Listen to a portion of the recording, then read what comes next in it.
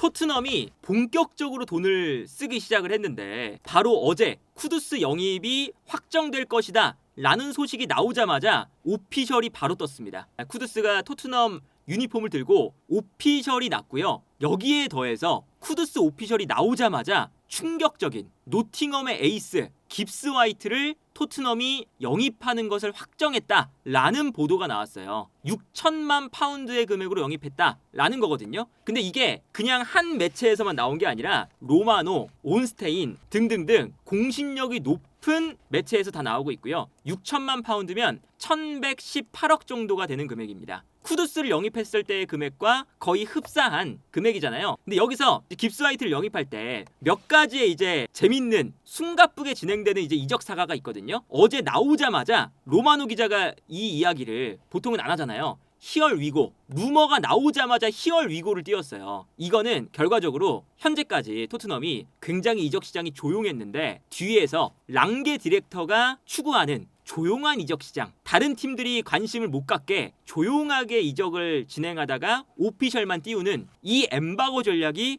완벽하게 통한 거다라고 볼 수가 있겠고, 여기서 재밌는 건 토트넘이 6천만 파운드의 바이아웃을 지불한다는 거예요. 그래서 바이아웃을 지불하고 바로 그 다음날 토트넘에서 깁스 화이트가 메디컬 테스트까지 예약이 되어 있습니다. 그래서 지금 루머가 나온 지 24시간 만에 메디컬 테스트와 오피셜까지 뜰 예정이다 라는 건데, 6천만 파운드 1100억가량의 바이아웃이 사실 6월 달에 맨시티가 깁스 화이트를 영입하려고 했었어요. 그런데 그때 당시에는 깁스 화이트가 너무 비싸서, 특히나 맨시티 같은 경우에는 데브라이너의 대체자로 깁스 화이트를 원한다 였었거든요. 근데 깁스 화이트의 이적료가 이때는 6천만 파운드가 아니라 1억 파운드, 8천만 파운드 이랬어요. 너무 비싼 금액이잖아요. 이게 뭐 1,700억, 1,500억 이 정도의 금액인데 너무 비싸서 맨체스터 시티가 깁스 화이트를 포기했습니다. 그 다음에 셰르키를 데려온 거거든요. 근데 왜 맨시티에게는 1억 파운드라는 금액이 나왔고 깁스 화이트에게는 6천만 파운드의 바이아웃이 달려 있었냐? 일단은 바이아웃 조항이 달려 있는 건 확실합니다. 지금 온스테인 기자도 바이아웃이 달려 있었다라는 거예요. 그래서 지금 나오고 있는 여러 가지 공신력 높은 기자들의 추측은 두 가지입니다. 맨시티에게만 적용되지 않는 바이아웃이었냐? 그러니까 뭐 예를 들면 맨시티, 아스날 이런 상위권 클럽들에게는 바이아웃이 적용되지 않고 다른 팀에겐 적용된다 이런 식이었느냐, 아니면 기간의 문제, 6월 달에는 바이아웃이 발동이 안 되고 7월 달에는 바이아웃이 생기는 그런 계약이었냐, 두 가지 추측이 있습니다. 그래서 이제 6월 달에는 맨시티가 어쨌든 깁스 화이트가 바이아웃이 없으니까 못 데려왔고, 지금은 6천만 파운드의 바이아웃이 생겼는데 토트넘이 바로 깁스 화이트에게 제안을 해서 깁스 화이트와 심지어 개인 협상도 끝났기 때문에 메디컬 테스트까지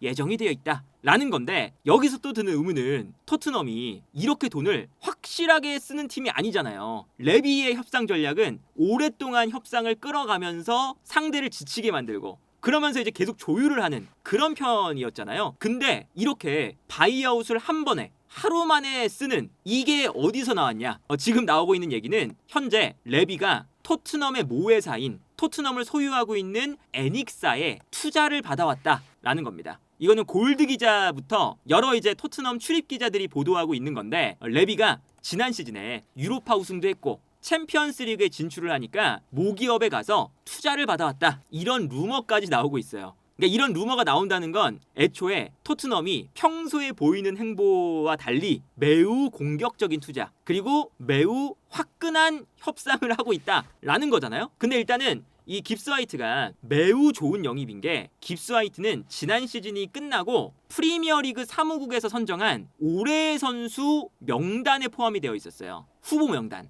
8명의 후보 명단을 발표했는데 그 후보 중에 한 명이었습니다. 깁스 화이트가 이 명단에 들어갔다는 것 자체로도 지난 시즌에 프리미어리그 최고의 공격형 미드필더 중에 한 명이었다라는 것을 뜻하죠. 그리고 실력적으로도 증명이 되어 있고, 여기에 더해서 최근에 나왔던 소식이 토트넘 챔피언스리그 스쿼드를 못 채울 수도 있다. 왜 그러냐? 토트넘은 홈그로운 선수가 부족합니다 였어요. 그러니까 챔피언스리그에 나가려면 홈그로운 4명, 팀그로운 4명을 포함시켜야 되거든요. 근데 이제 홈그로운과 팀그로운은 무엇이냐? 어린 시절 15살부터 21살까지 요 기간에 3년 동안 잉글랜드 무대에서 훈련을 받은 선수, 혹은 3년 동안 팀 내에서 훈련을 받은 선수를 홈그로운과 팀그로운이라고 해요. 근데 홈그로운과 팀그로운이면서 그러면서 팀의 핵심 선수로 뛰기가 되게 어렵잖아요. 그래서 토트넘이 이거 홈그로운 안 된다 이런 거였거든요. 그런데 깁스 화이트는 당연히 잉글랜드 선수기 때문에 어린 시절부터 훈련을 받아왔고요. 그래서 홈그로운까지 되는 매우 좋은 선수입니다. 보통 이 홈그로운이 되면 잉글랜드 국적 선수들이 이적을 할 때 훨씬 더 실력보다 비싼 가격에 이적을 하잖아요. 그게 홈그로운 때문에 그런 건데 깁스 화이트는 바이아웃이 있어서 그 이상의 금액도 지불하지 않았다. 토트넘 입장에서는 최고의 일단 이적이라고 할 수가 있겠고, 여기에 더해서 깁스 화이트가 어떤 선수냐? 지난 시즌 노팅엄 포레스트의 공격적인 수치에 모두 깁스 화이트가 있습니다. 특히나 토트넘이 늘상 이 고민을 하잖아요. 미드필더 라인에서 패스를 찔러줄 수 있는 선수. 지난 시즌 노팅엄 포레스트에서 가장 많은 공격 지역으로의 패스를 보내준 선수가 깁스 화이트였고요. 가장 많은 상대편 진영으로 패스를 보내준 선수가 깁스 화이트, 가장 많은 키패스를 만든 선수가 깁스 화이트, 가장 많은 결정적인 찬스를 만든 선수도 깁스 화이트였습니다. 지난 시즌에 노팅엄 포레스트가 돌풍을 일으키면서 챔피언스리그에 가느냐 이런 이야기가 나올 정도로 최고의 시즌을 보냈잖아요. 그 시즌에서 공격을 주도했던 선수가 바로 깁스 화이트였다라는 거예요. 그래서 이제 깁스 화이트가 이제 프랭크 감독 체제에서 토트넘에서는 기본적으로 공격을 전개하는 중추적인 역할을 맡을 예정입니다. 지난 시즌에 이제 노팅엄 포레스트가 어떤 식으로 경기를 했냐면, 기본적으로 노팅엄 포레스트는 수비에서 공격으로 넘어가는 그런 축구를 많이 했잖아요. 수비 라인 내려왔다가 앞쪽에 있는 우드에게 롱킥, 그리고 우드가 볼을 떨어뜨려주면 그걸 받아서 깁스 화이트가 달려나가는 엘랑가나 오도이에게 뿌려주는 이런 형태였거든요. 빨간색을 노팅엄 포레스트라고 생각을 하면, 노팅엄 포레스트는 4-2-3-1을 만들어서 최전방에 우드가 있고요, 중앙에 깁스 화이트가 있었어요. 그리고 왼쪽과 오른쪽에 오도이와 엘랑가가 뛰어나가는 이런 전술이었거든요. 그러다 보니까 상대팀을 만났을 때 내려앉습니다. 완전히 내려앉았다가 그냥 한 번에 우드에게 뻥, 그러면 우드가 앞쪽에서 싸워요, 수비랑. 그러면 그때 깁스 화이트가 좋은 공간으로 달려가면서 세컨볼 싸움을 합니다. 이 세컨볼 싸움이 깁스 화이트의 장점 중에 하나예요. 그러니까 메디슨에게 좀 아쉬웠던 부분이 저렇게 달려들어서 상대 수비수와 몸싸움을 펼치고 거기서 볼을 빼앗아 오는 거. 세컨볼 싸움에서의 약점이 메디슨이 좀 있었잖아요. 그런데 깁스 화이트는 기본적으로 굉장히 단단한 선수고 피지컬이 좋은 선수입니다. 그래서 저렇게 떨어뜨려줬을 때 달려가서 상대 선수와 부딪혀서 볼을 가져오는 그런 플레이를 지난 시즌에 매우 잘했고요. 여기서 볼을 가져온 다음에 당연히 뛰어나가는 오도이와 엘랑가, 이런 선수들에게 이제 깁스 화이트가 뿌려주는, 이게 노팅엄 포레스트의 전략이었어요. 그 다음에 크로스가 이제 다시 들어오면 여기서 우드가 들어가서 득점. 이게 노팅엄 포레스트의 패턴이었거든요.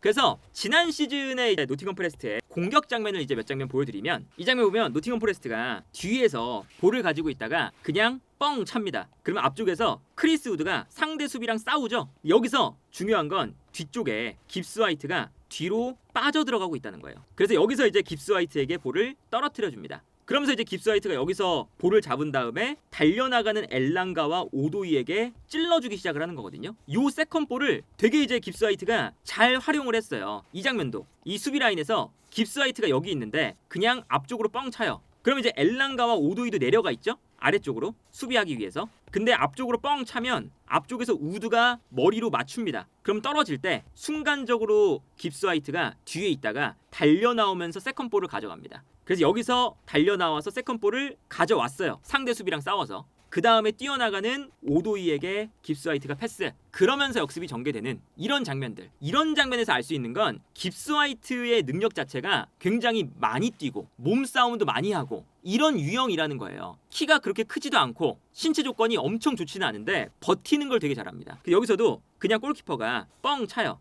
뻥 찼는데 이번에는 그냥 깁스 화이트 쪽으로 갑니다. 근데 여기서 상대 수비수의 등을 지고 볼을 그냥 받아요. 컨트롤을 하면서 여기서 돌아서는 데 성공을 합니다. 힘이 좋은 선수거든요. 심지어 수비수가 달라붙어서 계속 끌어당기는데 비틀비틀거리면서 버텨내고, 결국엔 버텨내니까 깁스 화이트가 볼을 끌고 결국엔 올라가면서 달려나가는 선수에게 스루 패스 한 방, 찬스를 만들어주는 장면입니다. 굉장히 이 앞쪽에서 볼을 소유를 해줄 수 있는 능력을 갖춘 선수라는 거죠. 이 장면도 그냥 골킥하는 자리에서 뻥 차면 앞쪽에서 크리스 우드 머리, 그러면 늘상 그 밑에서 돌아다녀요. 그러면 이 볼을 받아서 받자마자 상대 수비수와 몸싸움을 펼치다가 찔러주는 이런 장면이거든요. 근데 여기에 더해서 깁스 화이트가 공간으로 움직이는 플레이도 매우 뛰어난 선수입니다. 그러니까 이 선수가 굉장히 기동력이 좋아요. 예를 들면 이번엔 우드가 아니라 아워니였는데 뻥 찹니다. 그리고 여기서 볼을 받는 동안 깁스 화이트가 이 모습을 보더니 수비수가 달려나와 있잖아요. 그래서 수비수의 뒷공간으로 뛰기 시작해요.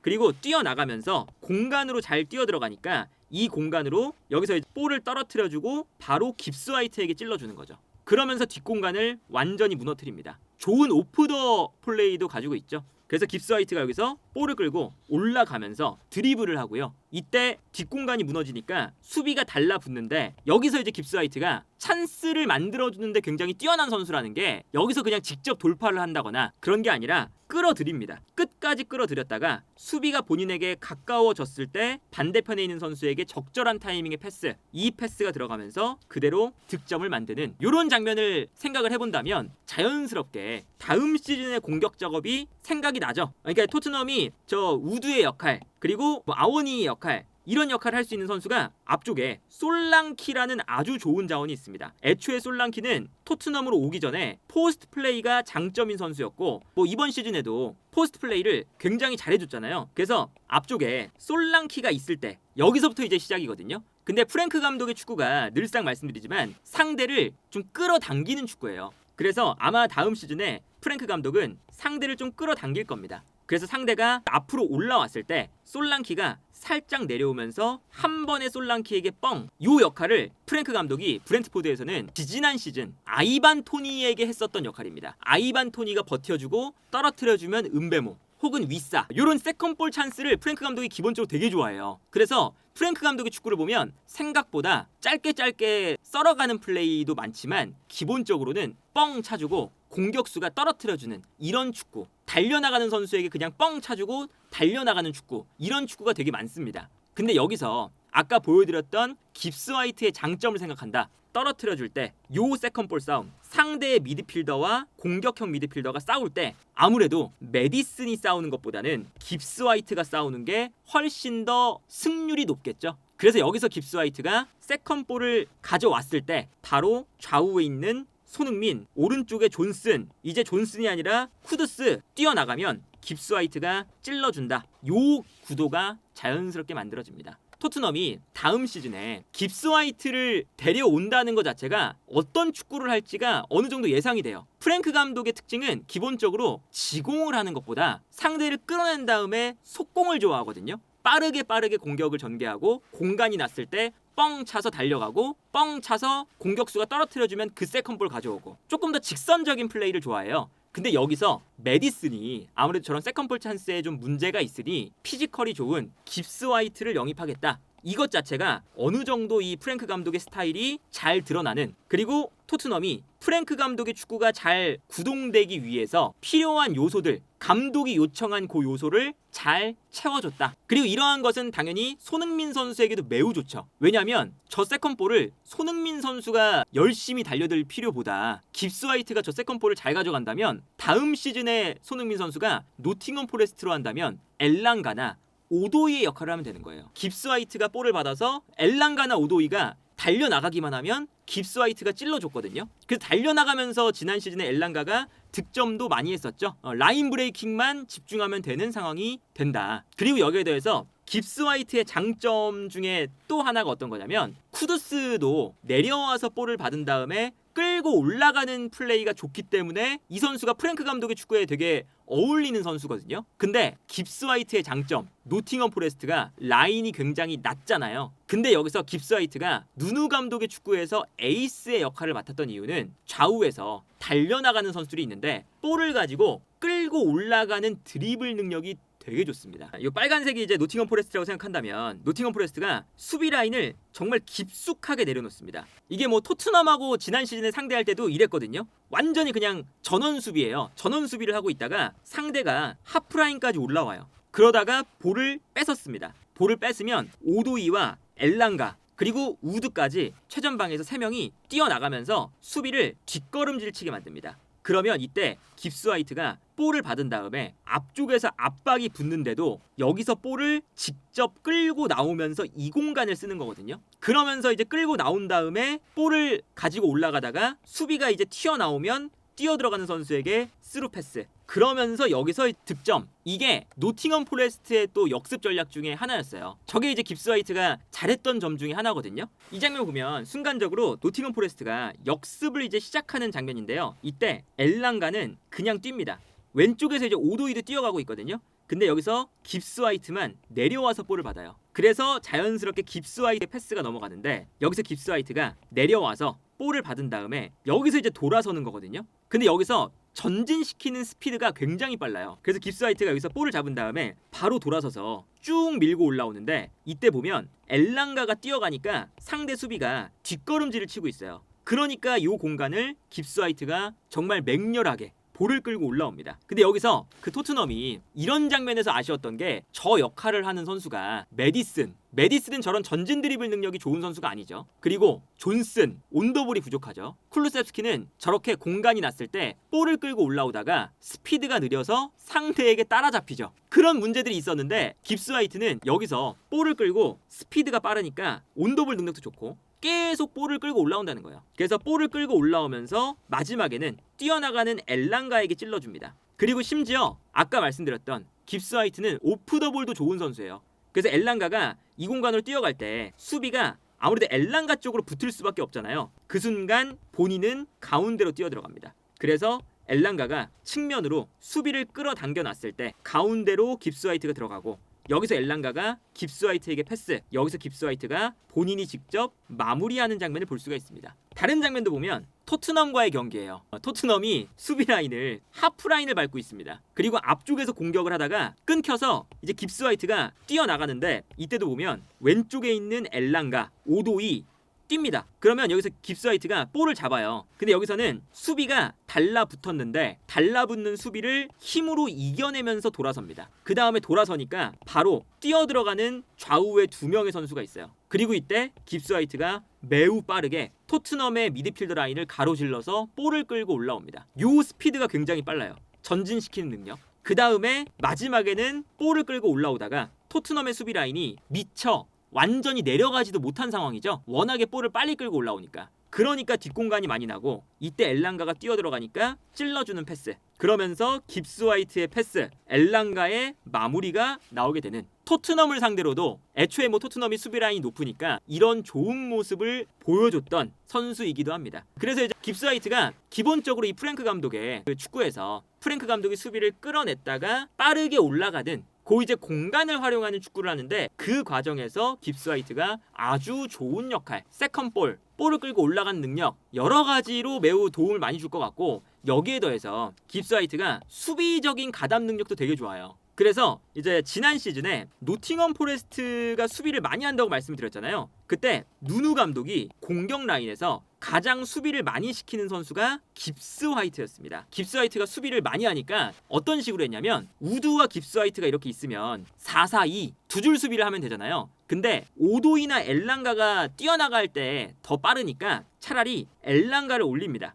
약간 비대칭적으로. 그러면 뒤에서 중앙 미드필더가 측면을 커버해요. 그러면 깁스 화이트는 내려와서 3선에 위치합니다. 그러다가 역습하면 깁스 화이트가 달려나가는 엘랑가에게 패스. 엘랑가는 높은 위치에서 뛰어나가게 되는 거죠. 이런 식의 전략을 몇 번 짰어요. 이런 전략을 왜 짤 수 있었냐? 중앙 미드필더가 측면으로 나갈 때 깁스 화이트가 내려가서 요 앞 공간도 커버해 줄 수 있는 준수한 수비 능력을 갖췄기 때문에 그런 장면을 생각해 보면 깁스 화이트가 수비 블럭 만들 때도 꽤나 좋을 것 같다. 그리고 이제 그 깁스 화이트가 패스 능력도 메디슨보다는 조금 떨어진다. 킥력이라던가 패스를 넣어줄 때 뭔가 이 찬스 메이킹을 할 때 그 예술적인 패스 있잖아요. 요런 거는 조금 메디슨보단 떨어진다 할 수 있겠지만 그래도 이 선수가 기본적인 킥 능력은 매우 준수합니다. 예를 들면 요런 장면. 깁스 화이트가 전방에 있다가 뒤에서 패스가 올라올 때 왼쪽에 있는 엘랑가는 뛰어가고 깁스 화이트는 내려와서 볼을 받거든요. 그 다음에 볼을 받자마자 돌아서서 뛰어들어가는 우드를 봐요. 한 번에 이 공간으로 얼리 크로스. 요 이제 좁은 공간으로 딱 정확하게 크로스를 넣어주고 이 크로스가 들어가면서 우드가 달려 들어가면서 여기서 득점을 만드는 이 장면도 깁스 화이트가 3선에서 볼을 잡았는데 반대편에 오도이가 뛰어나가고 있었어요. 근데 요 이제 공간을 한 번에 보고 방향 전환 패스. 굉장히 이타적인 선수기 때문에 이런 방향 전환 패스라던가 찬스 메이킹을 할 때 본인이 마무리하는 것보다 이렇게 경기를 좀 조립해주는 장면들이 많이 나옵니다. 그래서 한 번에 이 패스가 쭉 들어가면서 측면 공간 무너지고 여기서 이제 오도이가 완벽하게 측면을 무너뜨리면서 결정적인 찬스를 맞이하는 이것도 이제 득점이 되는 장면이거든요. 이런 장면을 보면 깁스 화이트가 토트넘에 부족했던 조금 더 내려와서 경기를 좀 만들어주고 안정적으로 볼을 배급해주는 그런 역할도 매우 잘해줄 것으로 예상을 한다. 근데 다만 깁스 화이트가 여기서 단점이 하나 있습니다. 깁스 화이트는 육각형의 공미예요. 정말 말 그대로 열심히 뛰고 세컨볼 가져오고 킥력도 준수하고 스피드도 빠르고 심지어 측면으로 돌아뛰는 것도 잘하거든요. 공간 침투가 좋아서. 근데 이 선수가 노팅엄 포레스트의 지난 시즌 단점과 똑같습니다. 지난 시즌 노팅엄 포레스트의 단점은 상대가 그냥 내려앉았을 때 우리가 공격형 미드필더에게 기대하는 창의성, 세밀함, 좁은 공간에서 막 상대가 예측할 수 없는 그런 플레이 요런 것들은 약간은 세밀함이 떨어지는 선수입니다. 그래서 이 선수는 오히려 열심히 뛰는 공격형 미드필더 쪽에 속하는 선수예요. 창의적인 미드필더보다는. 그런 건 이제 어느 정도 있다 보니까 아마도 이 프랭크 감독이 당연히 뭐 그거를 알고 있을 거고 그렇기 때문에 프랭크 감독이 다음 시즌 축구를 어느 정도 예상할 수 있습니다. 깁스 화이트를 선택했다는 건 상대를 끌어내고 달려가는 축구를 하겠다. 상대가 내려앉지 않도록 상대를 끌어내는 축구를 하겠다라는 거죠. 그래서 이제 다음 시즌 이 프랭크 감독의 축구는 지공보다는 속공 위주의 축구가 될 예정이다. 그래서 아무튼 토트넘이 일단 깁스 화이트를 프랭크 감독의 스타일에 정말 잘 맞는 선수를 데려온 거고 그리고 여기에 더해서 깁스 화이트뿐만 아니라 오른쪽에 쿠두스가 있잖아요. 쿠두스는 또 창의성이 좋은 선수거든요. 밀집 수비를 깰 수 있는 되게 예측 못하는 플레이 이런 것들을 많이 해요. 그렇기 때문에 창의성이 필요할 때는 쿠두스가 그런 역할을 또 하면 되고 아니면 깁스 화이트가 약간 이제 오늘은 투박하다. 그러면 메디슨을 넣으면 되고 그런 식으로 여러모로 깁스 화이트는 활용도가 굉장히 높은 선수다. 그리고 이제 여기서 알 수 있는 건 손흥민 선수가 이제는 쿠두스와 깁스 화이트가 있으니까 내려와서 뭐 볼을 받아준다거나 손흥민 선수가 내려와서 뭐 플레이메이킹에 가담을 한다거나 그런 플레이보다 손흥민도 본인이 잘하는 거 달려나가는 거 침투하는 거 그것만 집중하고 주변에서는 찔러주는 것만 해준다. 그러면 손흥민 선수가 당연하게도 지난 시즌보다는 훨씬 더 좋은 퍼포먼스가 날 수 있는 그런 상황이 되어가고 있다. 여기서 제일 중요한 거 토트넘의 선발 명단에서 현재 공격형 미드필더 깁스 화이트 오른쪽에 쿠두스 팀의 핵심 자원들을 다 데리고 왔어요. 그래서 자연스럽게 공격형 미드필더에서 뛰는 메디슨이라던가 오른쪽에서 뛰는 존슨 혹은 쿨루세프스키 아마 쿠두스와 깁스 화이트에게 밀려서 벤치 자원이 될 가능성이 높습니다. 혹은 로테이션 자원. 그런데 토트넘이 유일하게 왼쪽 측면 공격수 자리는 영입을 아직까지 안 했어요. 물론 마티스텔이 있지만 핵심적인 자원 팀을 이끌어갈 만한 그런 측면 자원은 왼쪽에 있는 선수는 영입을 안 했거든요. 그렇다는 건 자연스럽게 왼쪽은 손흥민, 메디슨, 그리고 쿠두스 요 라인을 토트넘도 어느 정도 구상하고 있는 것이 아니겠느냐.